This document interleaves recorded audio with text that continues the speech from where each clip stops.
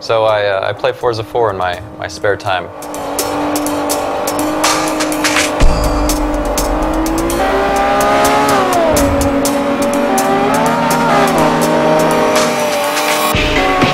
They recently released a Lamborghini Aventador on it, and I really liked it. So I decided I wanted to shoot it. And so tomorrow, we're going to.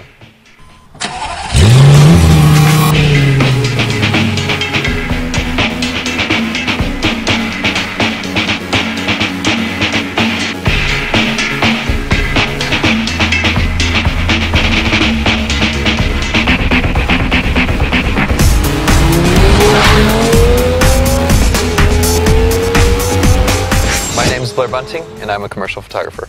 Right now we're in Loft 19 Studios, and we're going to shoot a Lamborghini today and teach you guys how to light it. I'm known more for people photography, everything from Mike Tyson to football players to Deadliest Catch to Mythbusters, Darrell Revis, the cover of Billboard magazine with Bret Michaels naked. I mean, it's not really much of a car thing, although I do shoot ad campaigns. I've shot for GM. I love photographing cars to make fine art, or to just make prints. It's not something that I want to have, you know, shots of a bunch of moving cars, or I shoot car to car or anything like that. I more or less look at shooting cars as what would I want to put on my wall. With the Aventador, it's so new that we don't have many existing pictures of it besides maybe a couple of shots that the Lamborghini made, and half the time those are CG anyway. I didn't really want to look at the shots that other people have shot of it, so I bought a video game, Forza 4, and started to look at the car on the game. So a lot of people actually might find this funny, but I go to Forza 4 so I can walk around the car, our free look mode, and actually plan lighting schemes. You can tell with the Lamborghini we actually have a really hard edge and a good shoulder line, and I can tell by how I look on the free look mode where I need to place the Chimera tomorrow, because it's a 30-foot light bank that's actually going to hit down on the car, but if I place it too far forward, I'm actually going to light up the front of the car and wash away all the details. And I also see that it has deep tires, and I see that it has vents in the front and the rear that I really want to accent. So this free look mode is actually quite beneficial and shouldn't be overlooked when actually planning your lighting out. With the Lamborghini, it had a very distinct shoulder line, pretty much a wedge that came down the back of it, so we used, or it was just called for a 30-foot Chimera, something large, source light that actually would just paint that line right down the car.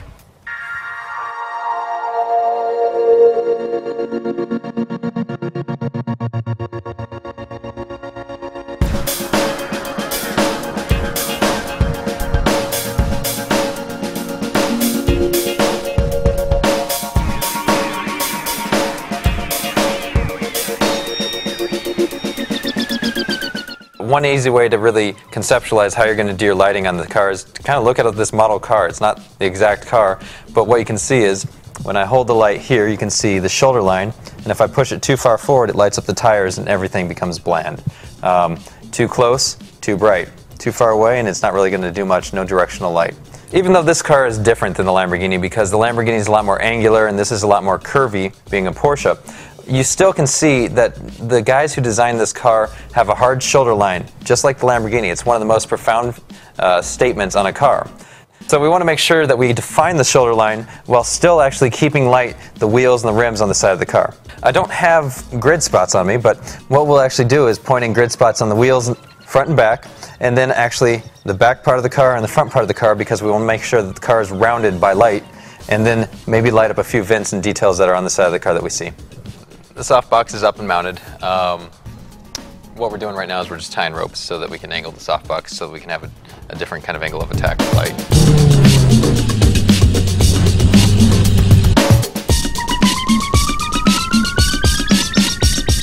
Originally we had planned to just shoot a shot that out of camera, you know, had that contrast, had a final feel, but if I was going to deliver that kind of file to my retoucher, I would have made his job a lot harder because he would have to go back into those shadows and create detail that didn't exist. So we decided we would actually light the car so all the detail is there for him to then work with and then actually be able to manipulate. Even though we are going to shoot this car on a white background, in post we're actually going to more or less pull that out and create a black and white scheme that uses the Lamborghini as neutral gray and the lines of it to actually interact with that paint scheme.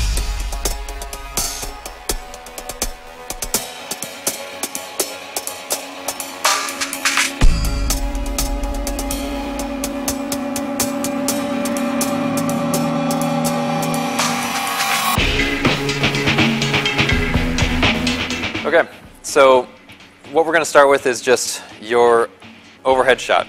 It's usually very good looking because it's very dramatic. It's one light. It will paint the line down the car and it'll also give you an established body of the car. It's masking, it's simulating the sun on a really cloudy day, but in all reality it will cast shadows straight down. So for the first shot is just our overhead Chimera bank.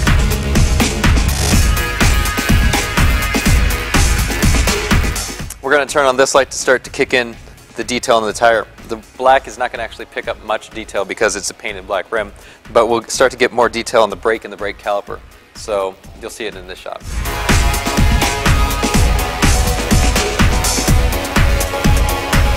We have a really nice tire, but we need to still have a little bit more detail in the back. It was a little bit flat in the original shot because it didn't get picked up from the Chimera. So we'll turn on this and actually get a little bit of a highlight in the rear of the car.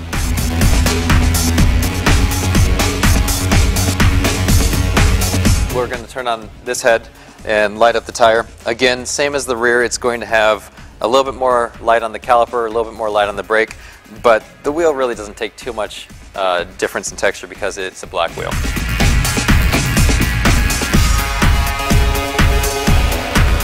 For the next shot, we are going to turn on this light, like we did, or like we're going to do with the rear as well. It's just going to light up the front of the car, giving a little bit to the headlight and then a little bit to the fin right here, and then also kind of emphasizing the air intakes on the front of the car.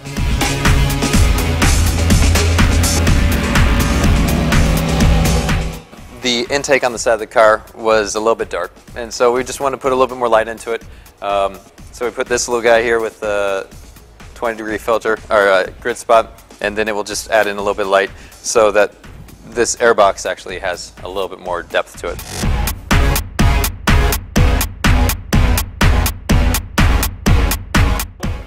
In total, we've used only 9 lights to actually light up the car. We have 4 in the bank overhead and then grid spots, and those will pretty much take in the details. It's not a hard shot to do. It's an easy car to light.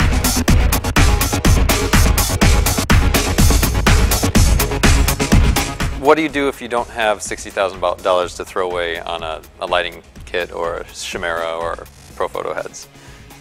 You are not out of luck. You actually can do pretty much the exact same thing with a single light, a softbox. We just happen to have a battery-powered light right now, but you can do it with the 60-watt bulb plugged into a softbox on a stick. You just have to know what you're doing. You just really want to aim for the car's lines, and you want to just make really as smooth a sweep as possible. Is the outcome the same? No, but it's pretty damn close.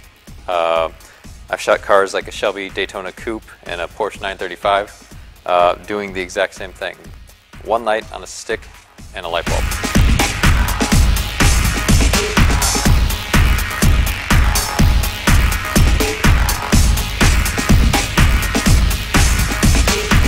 Good.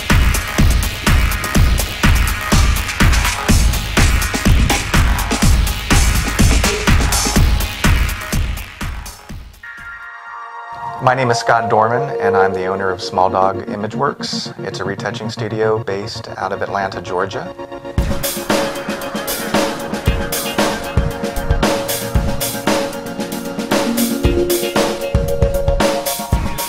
This project didn't really start out with a plan other than Blair wanting to light it a certain way and then handing it off and letting me, add my personal touch to it. So we really didn't have an end in sight. We just wanted to explore and try different backgrounds, try different looks, try different techniques until we settled upon something that we liked for a finished piece. I just wanted to enhance the angles and the planes of this car. I mean, it is so angular, and all the detail is there. I just had to pull it out. So when I looked at the car, I wanted to increase the contrast. I wanted to enhance all those lights and darks to really make the shapes, each individual shape, pop. And there's about five or six different backgrounds that we've been trying. I think the original idea was having it shot on just a plain, clean background, either a white or a black. Then it changed to a seamless sweep.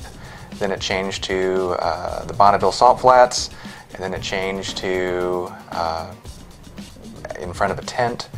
You know, every one of these backgrounds works. It's just a matter of which one do you like the best. The current version that we're working with right now, which may change, is this shot right here.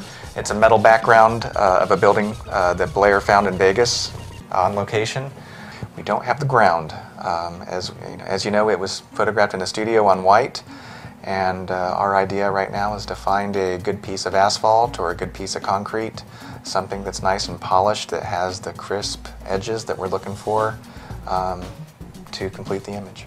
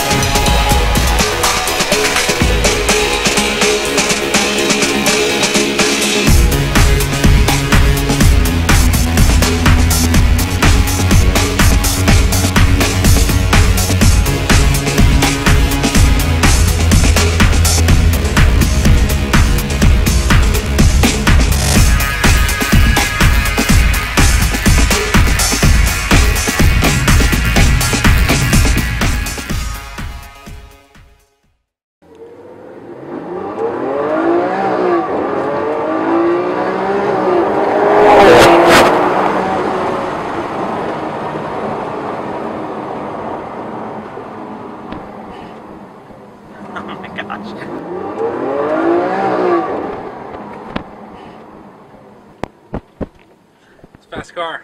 Then instantly it's like, oh, we are in danger mode here.